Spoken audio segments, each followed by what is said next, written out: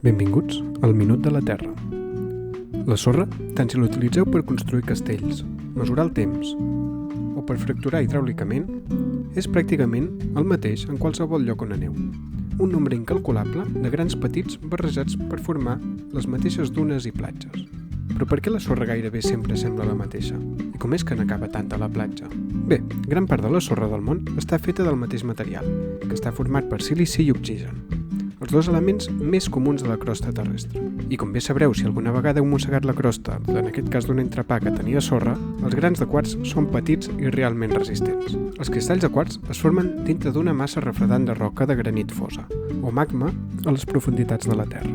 A mesura que el magma es refreda, diferents minerals cristal·litzen en roca sòlida a diferents temperatures, i el quars és un dels últims minerals a formar-se. I com que només queden els espais més petits entre les roques ja formades, cristal·litza sempre en peces molt petites. Però ser l'últim té avantatges a la llarga. Els minerals que es formen en les condicions anteriors, més calentes, tenen estructures químiques més febles i s'erosionen més fàcilment que el quars, que és molt més resistent i dura més temps. Així que a mesura que els minerals febles i efímers s'erosionen, els grans de quars perduren per caure fora de la roca com a sorra. I llavors és només qüestió de temps, tot i que pot ser molt de temps, abans que la sorra de quars sigui arrossegada pels rierols i rius i portada al mar. Allà, a la boca del riu, l'aigua del corrent ràpid es frena de sobte i la sorra, ben arrodonida, cau.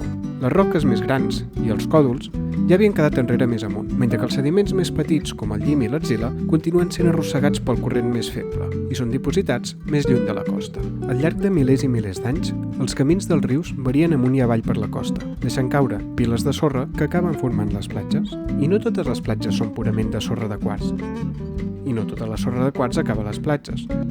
Però el fet que tantes platges i tantes sorres siguin iguals és testimoni de la forma de cristal·litzar dels elements més comuns de la crosta terrestre i de la física dels sediments que es desplacen lentament i avancen cap al mar.